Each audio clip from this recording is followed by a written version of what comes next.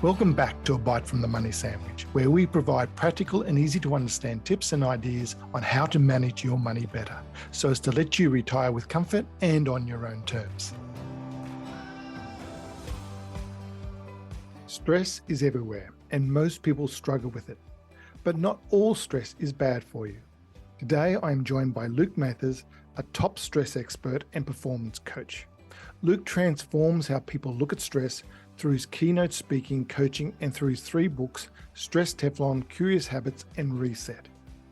In this episode, Luke talks about the importance of understanding stress and how to embrace the good, and most importantly, how to stop letting the bad stress stick.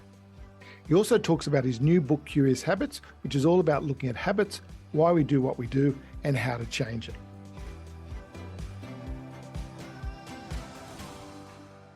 Hi, Luke. Welcome to the show. G'day, Mark. Good to be here.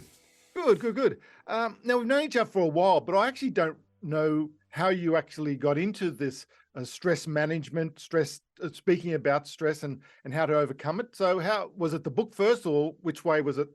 How did it work? Yeah, it was definitely the book first. I had an injury. I'm not someone that sits still very well. Right. So me and sitting still don't get on too well. And I busted a bone in my foot and couldn't go to work for a few weeks. And for a while I'd had a bit of an interest in evolutionary biology. I just loved the way cavemen did stuff, so we do stuff. And I had some time because I couldn't move much. I had an operation, so I had my foot up in the air and couldn't go. So I thought I'd write a book.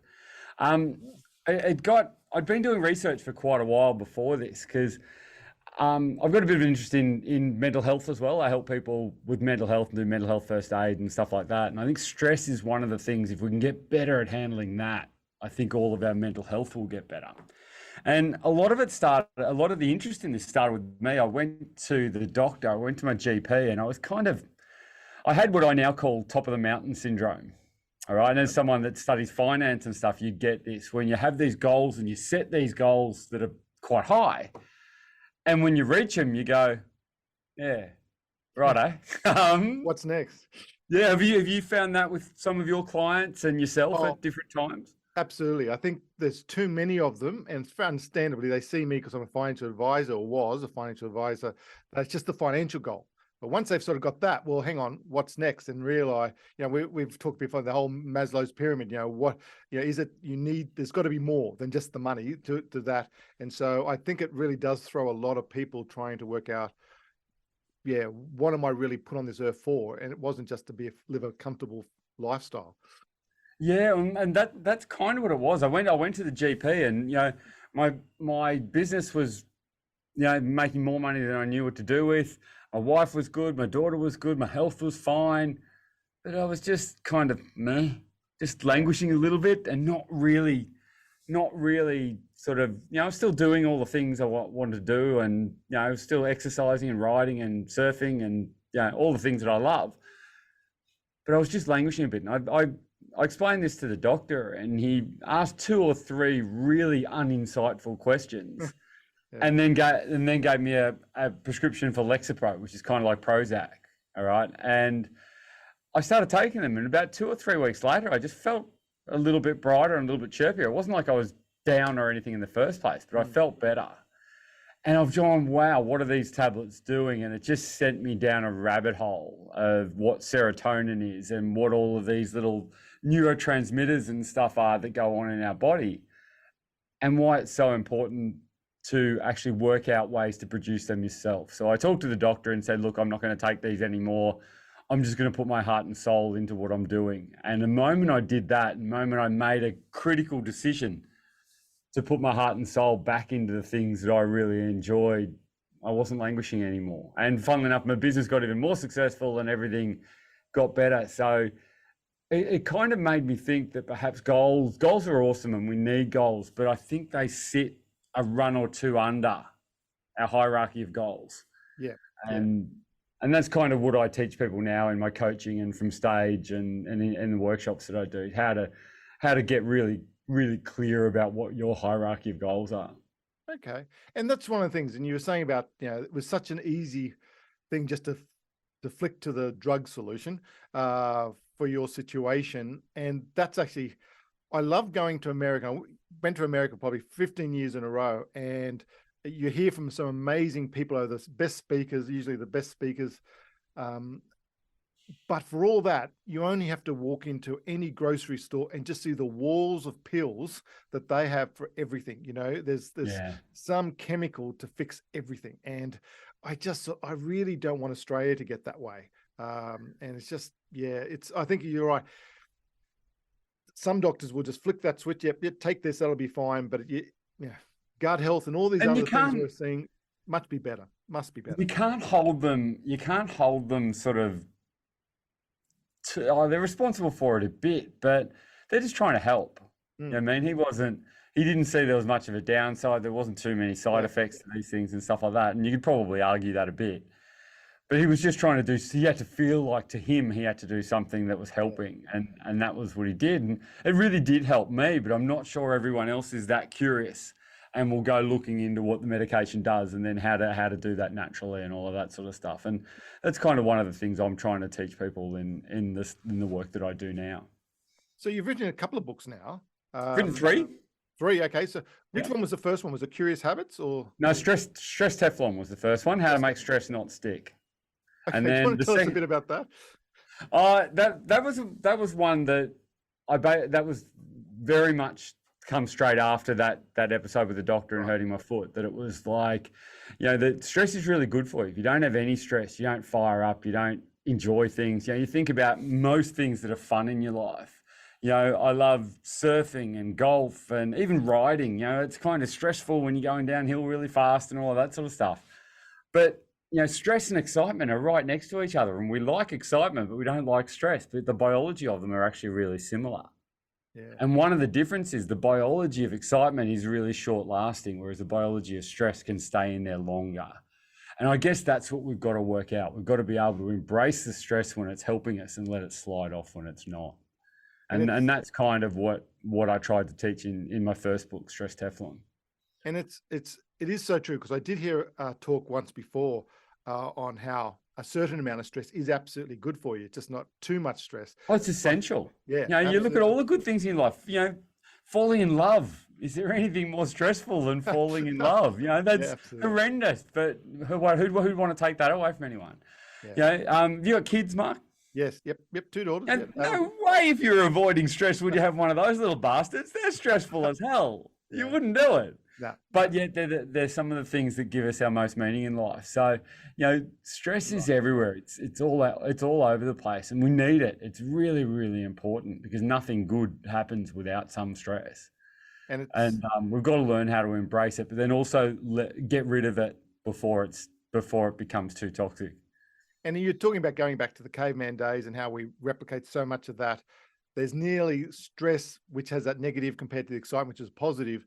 Anything positive from a financial point of view, we would, if we were to say, put this sure bet, $10, if you put $100 down, you're going to sure bet it's going to get $10 back. Well, I'll think about it. But if you say this actual $100 bet is guaranteed to lose you $10, you'll absolutely act on it straight away. Loss aversion, negative. Loss aversion's massive, isn't it? Absolutely huge, yeah. Yeah, some of the work by Daniel Kahneman and Amos Tversky was just amazing with that, how that they really did find that we're much more driven by avoiding losses than we are of finding gains. And from a caveman point of view, that makes sense. If you're sitting in the bush somewhere and there's a little rustle over to the side, and that might be a prehistoric rabbit that could be dinner, great. If you catch it and you've got dinner, wonderful. But if you lose it and don't get dinner, that doesn't matter. If it's a tiger and you don't take any notice of it, you're dead. You don't get to have that mistake again. Yeah. So we are very much ingrained for thousands and thousands of years to concentrate way more on those negative things, because they kept us alive. And there's a big part of our stress system, a big part of our limbic brain, or our old brain, as I call it in the books, it's not there to make us happy. It's not there to put, sunshine and roses on everything. It's there to keep us alive. And it doesn't quite know whether there's a tiger in the bush or whether the bad comment someone put against my photo on Facebook. It doesn't tell the difference. Yeah. and both of them are stressful. But Yeah. we've got to learn to put that sort of stuff in perspective.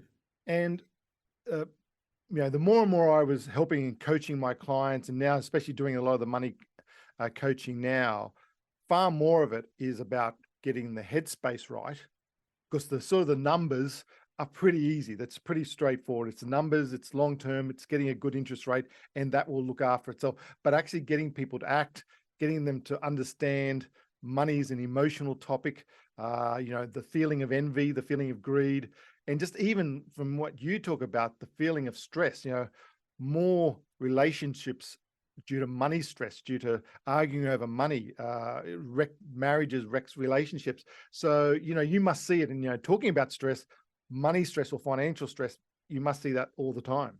Yeah, it really does. And a lot of it's very much driven by fear, driven that particularly when you start talking about people in the second half of their lives, that they're very, very scared of running out of money. To run out of money would be horrendous. And for most people, that's not such a big problem. We've got a government that looks after us. We have superannuation and things like that, which has been compulsory for a while now. And so, we might not be able to live in exactly the same way that perhaps we do now, but as we get into our 70s and 80s, we probably don't spend as much money. We don't spend as much money anyway because we're not able to. But that, you're right, that fear of running out is a big driver, and it can often. I read a book recently called Die with Zero, and this book was amazing. It basically talked about how for so many people the graph of their net wealth peaks about 5 years before they die. So, we're so adverse to running out of money and the negative of that we want to save and save and save and make more and not actually spend it on enjoying our life while we're fit enough and well enough to do it. And by the time we realize that we're not going to run out of money, we're often run out of health and run out of vitality and run out of the ability to actually enjoy our lives. Yeah, there was always, when I do coach a lot of pre-retirees, that's a big part of it, because, and we've had this conversation before, where a lot of people, when you're sort of saying about that, they have that 5 years before they pass away, that their peak, because they are thinking about, well, I need to leave money to my children. I need to do this. I need to leave an inheritance. I need to do this. No, absolutely. You should, I believe the ski method, spend kids' inheritance. Yes, you can help them with their initial, maybe a deposit, but good education to get them with a good head start in life. But really, you shouldn't be leaving them enough money to buy a house. You should be out there enjoying that money yourself and not waiting till there's a cutoff date. That's when I stop work. Now I'll enjoy myself. No. You should be that gradual transition, and you should be doing more and more holidays, even if you still want to work. Because more of us, as you know, more of us want to actually keep on working. We're enjoying it, but you just may not want to work as hard or as often, but we still want to keep active. Yeah, absolutely. And particularly if you can find work that you find purpose in and enjoyment in and feel like you're contributing to the world, works can be a really, really good thing when we want to do it. When we need to and have to, it can be a little bit different. And that's kind of a privileged conversation too. So we probably need to check our privilege in that spot too. And then if you're struggling to pay the rent, this is a different conversation. Absolutely, yeah. Right. So we probably need to check our privilege on that a little bit. But I think the illusion that we have is that we're actually going to leave some form of legacy. And I think that it's something that everyone likes the idea of. But we were talking about this yesterday, and how many of your great grandparents do you know their names? And you just don't. I don't know any of mine. None. All right. And so you have a legacy for your kids, but your legacy with them, I think, is how good a person you've turned them into, rather than how much money you've given them when you die. And I really like the idea of, I'm in a financial position to be able to help my daughter if she wanted to buy a house. And I would much rather give her some money for the deposit of a house now than give her, a couple of $1 million when I die. Yeah. You know what I mean? I think that's a way better. She can then enjoy it for most of her life and be able to get in the housing market and things like that, rather than waiting till she's 60 and we're dead, and then all of a sudden she's financially well off. It just doesn't make any sense to me. Yeah, no. And there's far more of my clients were, how can I do this? And there was all different things where we're co-guarantor, or if they save 20,000, we'll give them 20,000. We'll match whatever they save. All those sort of things to help your children. especially encourage them, because, for especially millennials, it's always been, it's the most difficult thing for them to get into a disciplined savings plan. For a lot of reasons, a lot of different things in the 21st century compared to when the 20th century. So, but anything a parent can do to help them, but even just to give them actually, and I know a lot of kids don't want to listen to their parents, but they can actually introduce them to other people. There's lots of podcasts, there's lots of stuff out there to help educate you and become better financially literate. And things like saving for a home is a really important one, because I just think it's more harder than ever. But if you're going to spend $500,000 or $1 million, why not go get some expertise on that? Yeah, well, you're implying that your kids don't listen to you very much, and that's really true. Yeah. But one of the things kids do, they may not listen and they may not appear to listen, but they most definitely copy. So if you're setting a good example with some of that sort of stuff, they're actually more likely to copy your actions rather than do what you tell them. So that can be something to sort of think about, that, kids will very rarely listen to what you say, but they'll always copy what you do. Yeah. And I think as a parent, that's a really cool thing. I'd love to hear your take on this as someone that's way more financially literate than I am. Is where do you find that line in helping your children, between helping your children and turning them into entitled little turds? Yeah. That's a line, and I'd love to hear your take on that, Mark. What do you think think? there's two ways of that, because you can easily have generational wealth. So, if I had a life of privilege, it's very hard for me not to turn around to my children to have a life of privilege. And I do see that for some of my clients. But if you come from maybe not a poor background, but you've had to work hard to get that, well, you absolutely want to instill that in your children. And I think very few times that you don't see parents who have had a tough upbringing, they're going to absolutely instill, well, yes, we're going to make sure we're not just going to give you everything. We're going to give you the education. We may help you get into your first property, but we're not going to pay off your debt for you, or those sort of things. I do think I do get a lot of comments from clients. Well, they're going to university, they're going to have this HECS debt.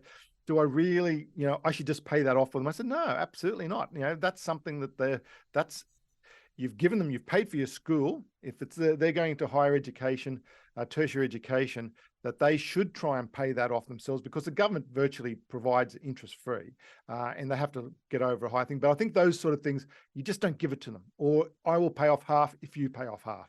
Things like that, which encourage them to save, is just so important. I just think it's very easy for them not to value money. And I just think, because we didn't have ATMs, we didn't have easy access to debt, all these sort of things when I was growing up. So all these things are there for them. So it's very hard. Uber Eats, anything to do those sort of things that just so tap and go. So for them understanding money, they've got easy access to money, but they don't understand money and they don't have control of their money. So I think from a parent's point of view, anything can help them understand and control money and their spending is an absolute bonus. And it's the first thing I always tell parents to help with their adult children. Get them on a cash flow. Understand cash is king. Yeah, right. Yeah. So on, go on. No, yeah. Yeah, you were telling me about ABC. Your thought about the ABC, and I just I've never heard it quite said that way. I've heard variations, but I just really like that. I would love, for your listeners to hear that, what you were talking about. Yeah, I came up with the things when we did Stress Teflon. I came up with 3 things that you needed to make stress not stick to you. All right, and they've evolved a little bit over the journey, but they're still basically the same thing. And the first one is awareness. That we've got to have awareness of what we're doing. We've got to have awareness of what we're getting out of it. And we've got to have awareness of the direction that we want to go. And quite often we don't do that, particularly when it comes to stress, because, sometimes stress is just ubiquitous. It's everywhere. Yeah. And so we don't notice it. It's almost like, it's like living next to a highway. You don't hear the cars after a while. If you're just stressed the whole time, you have this baseline hum of stress going on, and you don't actually learn how to actually get rid of that. And so stress is there to make us pay attention. All right. So the first thing we need to know with anything is awareness. All right. Self-awareness and awareness of what's going on in our world. The second thing we really need to make stress not stick to us is we need to belong. We need to have the safety of a tribe. We need to have people who love us and people who we love them. And we need to have that. Without the safety of a tribe, humans have got really small nails, not very sharp teeth, and we don't run real fast, and we've got soft skin. If we're out in the jungle by ourselves, our entire biology is saying this is bad. All right. There's a great book called Together by the Surgeon General of the US, a guy called Vivek Murtha. And most Surgeon Generals in the US, what they do is they'll go into it with an agenda. They'll go into it, okay, we're going to have a war on obesity, or we're going to have a war on drugs, or we're going to have a war on smoking. Whatever they're going to do, almost every Surgeon General does that. Vivek Murtha came into the job a few years ago and he didn't have that. He said, what I'm going to do is go around the country and talk to people and find out what are their worries, what are their concerns about their health, and how can, as the sort of chief doctor of the United States, for want of a better description, how can we help with that? And the thing he came up with was that he traveled a year just talking to people for a year as his job. And the thing he came up with was the biggest threat to health in America is loneliness. Wow. You know, we've become so insulated and so just by ourselves way too much. And you look at things like, social media. And there's another great book called Lost Connections by Johann Hari. And one of the things he talks about in that, and it really stuck with me, is that social media is to connection what porn is to sex. I mean, it might scratch an itch. It might make me feel like I'm a little bit connected to you, but it's not the same. Yeah. And I think that sort of B of that is belonging. We've got to feel like we belong somewhere. And if we do, stress doesn't stick. And the last one, and I think this one's really important, is that we've got to feel like we're contributing. We've got to feel like there's a cause or some reason why we're getting out of bed and doing the things we're doing. Who are we helping? Who are we looking after? How is the world a slightly better place because you're in it? And I think that's, if we have those three, if we have awareness, we have belonging, and we have that contribution and contribution to a cause, I think those three, life turns out pretty good if you tick those three off. Yeah, I love it. And I'm thinking, for especially a lot of people who are pre-retirees and retirees, that's even more important. I know, just even off the awareness, and I'd love to get your view on men on this, because women are far more in touch with this, with their feelings, or at least are more open about that. If they've got an issue, medical issue, men will just bury it. Men will just ignore it. They are not aware. I've known so many people, well, yeah, he's had a heart issue for 6 months. What? He never talked about it. He never did this. And, or he didn't even tell until he unfortunately passes away. And so I think we definitely, men, especially older men, need to get better at being aware and being willing to talk about it. Men have functional friends, women have feeling friends, and they're different. Yeah. To men, friends are a function. They're someone I play golf with. They're someone I surf with. They're someone I work with.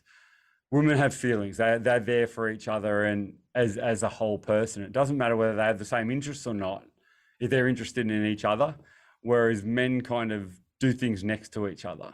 Yeah. And it doesn't have to be that way. And to be able to sort of say, look, I'm really worried about this, or I'm really concerned about this, and be able to have that conversation. I had a friend of mine who's one of the smartest people I know, and his wife came home and said, it's over, we're leaving. His initial first response was, let's talk about it, let's sort it out. And it was obviously she didn't want to borrow that. His first response was, I've got to go to my boys. And he basically rang up me and 4 or 5 others, said, I booked a hotel here.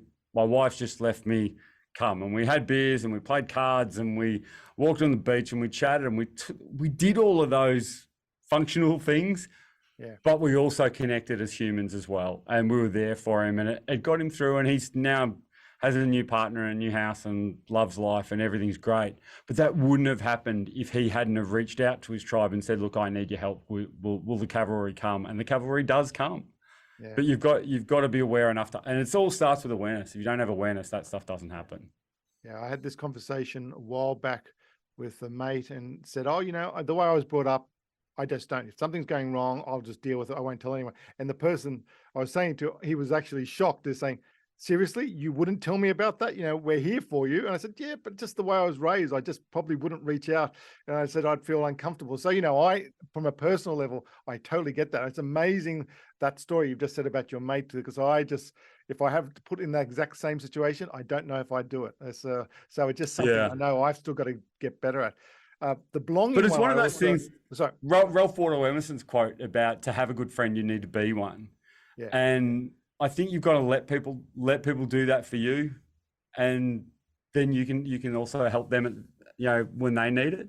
But if you're always putting up those walls and saying, I'm okay, I'm going to be all right, then people don't look at you as, you're a functional friend rather than someone with feelings and someone who I can actually talk to about this stuff and be able to, sometimes you need a friend that's going to kick you up the arse. Sometimes you need a friend that's going to give you a hug. Sometimes you need a friend that you're just going to have a laugh with. Yeah. And they're all of use. We need them all. Yeah. But when humans aren't designed to be by ourselves, and I think as men in that sort of around 50, I've made conscious effort to be better at that, and it's paid off tenfold. It's something that probably comes fairly natural to me, so it's okay. Mm. But I think you've got to put that effort in a little bit. Put that effort in. Totally agree. Yeah. And I've tried to since then, actually. So yeah, the belonging one I enjoy because it actually resonated with a lot of research I did for community. Whether it's people have a lot of a strong tie to their working community, but when that stops, if they actually are not prepared or have another community to go to, and that's why Italians and Greeks, Sardinians, they live the longest because they've got great communities. The groups around the coffee shop, the chat, they've got something to go to every day, and they have that real feel of community and even giving back to community. And so that belonging one is definitely something I see people who are, once they're retired, it's not the end. It's just the start of a brand new community. You've just got to find out what works for you. And you've got to get off your ass and go and find that. Exactly. It's not going to come and tap on your door and say, please come and be my friend and be part of my community. You've actually got to go out and look for it. And you've got to contribute. You've got to actually be part of that and put yourself out there a little bit and be okay if it's, this isn't for me. Okay, that's cool. I know that now. I'll go somewhere else. But we need that. We need to belong. It's really, really important. Yeah. And how much do you see in your talks that, okay, especially stress in relationships? So husband and wife, partner and partner, they just don't talk to each other and they hold this in. How much of that is not just the individual stress, but the actual relationship stress? Yeah, it's a big question. It's probably a podcast all on its own, that one. Yeah, probably. I think there's an element of that that we've got to be able to, again, like with your friends, you've got to be able to say how you're feeling and be clear about your intentions. I think one of the things about it is that we might crack the shits because, you've left your socks on the floor. Yeah. All right. Your intention is we want to have a house that feels nice to live in and is clean and tidy and stuff. And it makes me feel like this when you do that, rather than you are a lazy shit, pick your socks up. Mm. I mean, we can tend to, in relationships, we can tend to put people in a box to say you are this because of something you've done, and to basically say you're a bad person because of this, rather than this action that you did. Hate the action but love the person is probably the key to that, and be able to have those conversations in a way that actually works really well. I like that. Yeah, the action, not the person. So you wrote the second book, Curious Habits. Yeah, it was my third book. Your third book. The second one, we had a friend of my daughter's take her own life with suicide, which was just awful. It was terrible. And Zara, who passed away, her best friend was Ali, and Ali was really struggling about 6 months after this. So I wanted to write almost like a stress Teflon for kids. And we wrote a book called Reset, which is all about having to choose your story, choose the way you're talking to yourself. And that's been a great book. It's a tiny little book. You can get it free on my website at lukemathers.com.au. You can download it for free. And it just gives some really cool tools about how to deal with stress and anxiety and stuff. It's actually written as a parable by kids in year 12. And Yeah, it's been a lovely book. It's helped a whole bunch of people, and it really helped Ellie. The whole idea for writing it was to be cathartic to her, and it really worked for that. She's now living in Canada and loving life, and yeah, she's going great. Good. It's hearing of any teenage or 20-year-old, 20-something suicide is just, you just feel that's such a waste of such a good life. And you just feel there must, if that person could have had some help, they're just, their life is it's a permanent living. Yeah. A permanent solution to a temporary problem. Yeah. All of our problems are temporary. It'll all be all right in the end. And if it's not all right, then it's probably not the end. Yeah. And unfortunately, Zara couldn't see that. And it's a long story, that one, but it's one that basically she moved to a new school and never found her tribe and just found herself in a big hole that she didn't see a way out of. That it was a tragic thing, but it's helped a lot of people. And I guess, if Zara's story has help some people, then I think that's a good thing. It's a great thing. And I think just even you're providing that as a free book off your website. Yeah. I encourage anyone to have, or especially anyone who's got teenage or young children, adult children. Yeah. That just, I think the whole world of social media, and it's just, you can't get away from it.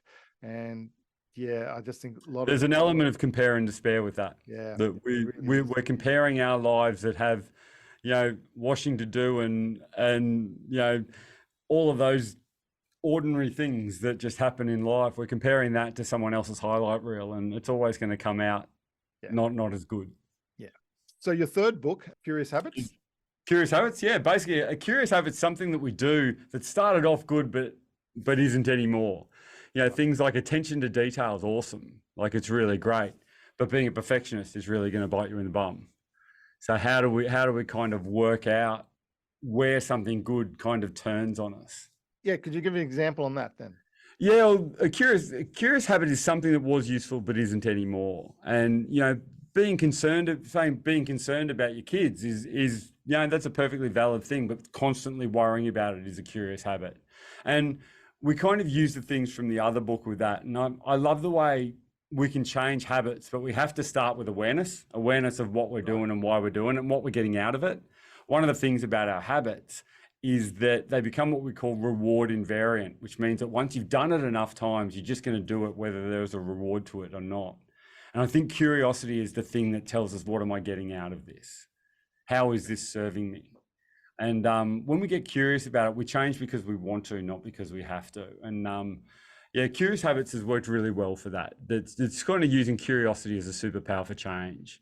And I think that works really well. Change for life, change for business? Change. It could be even just stuff like eating or exercise. It could be how you talk to people. It could be, it could be one of a million things, because 90% of things we do are habitual. And if a chunk of those 90% aren't serving us, then we probably should get curious about what will serve us and have a look at changing. Yeah, no, it makes sense. Luke, we could actually go on for hours, because I really just love talking to you, and you're just full of knowledge, and just always.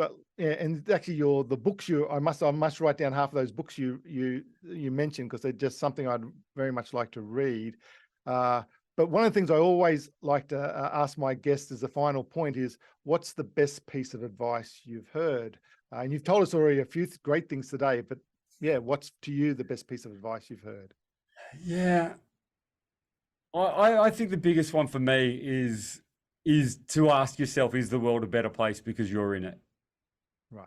And if the answer is no, do something positive, do something to help someone. And if the answer is no, probably think again, because you're not looking at it properly. If the answer is still no, go out and do something to contribute. Go out and help someone. Go out and do something good in the world, and do it because you want to do it, not to feel good about yourself. But the offset will be you'll feel good about yourself too. Yeah. So many of us, everyone can contribute. Everyone is probably contributing, but I think for a lot of people, it's a really hard thing to actually see it sometimes for themselves, and that's where the stress, depression. Mate, it's just great talking to you. I've really appreciated you being on the show, and I will put links to your website, because if anyone wants a speaker or a coach or for their work, you're just brilliant. So appreciate you giving us your time today, Luke. Always a pleasure, buddy. Good to see you, Mark. Good to see you.